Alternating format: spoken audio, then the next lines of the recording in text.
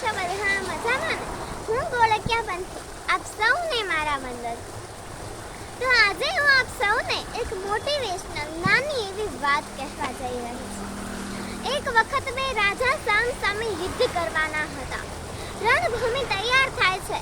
બંને રાજા યુદ્ધ કરવા માટે સામ સામે આવે છે.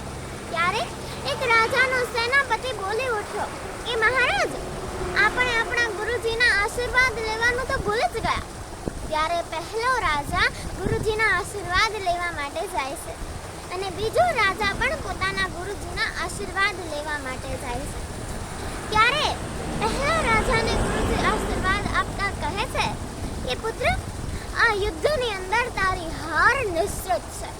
ત્યારે પહેલા રાજા ગુરુજીને કહે છે કે ગુરુજી, હાર મારા નસીબની અંદર લખેલી છે, પરંતુ હું મારી નસીબને પણ બદલી શકું છું એવું મારી અંદર મનોબળ છે. જ્યાં સુધી હું મૃત્યુ પામીશ ત્યાં સુધી હું મારી હાર તો નિશ્ચિત નહીં જ કરું. અને એવું જ કહેતા પહેલા રાજા આશીર્વાદ લઈને રણભૂમિમાં જાય છે અને બીજા રાજા પોતાના ગુરુદેવના આશીર્વાદ લેવા આવે છે. ત્યારે ગુરુદેવ આશીર્વાદ આપતા કહે છે કે પુત્ર, આ યુદ્ધની અંદર તારી હાર નહીં પરંતુ તારી જીત નિશ્ચિત છે. ત્યારે તે રાજા ખુશ થતા ગુરુજીના આશીર્વાદ લઈને યુદ્ધની રણભૂમિમાં રવાના થાય છે. બંને રાજા યુદ્ધ કરવા માટે તૈયાર થાય છે. પહેલા રાજાની સેના એટલી મજબૂત અને મનોબળશીલ હતી કે પહેલા રાજા પોતાના એક સૈનિકને કહે છે કે જ્યાં સુધી આપણે મૃત્યુ પામીશું ત્યાં સુધી આપણે આપણા રાજ્યની હાર તો નિશ્ચિત નહીં જ કરીએ.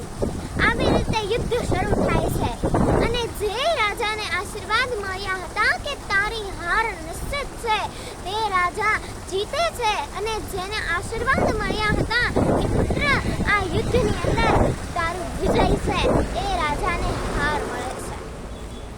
આ વાત ઉપરથી આપણે એટલું જરૂરથી સમજી શકીએ છીએ કે જો આપણી અંદર મજબૂત મનોબળ હોય તો આપણે ગમે તેવો નસીબ કે ગમે તેવા લખાણોને પણ ઠુકરાવી શકીએ છીએ.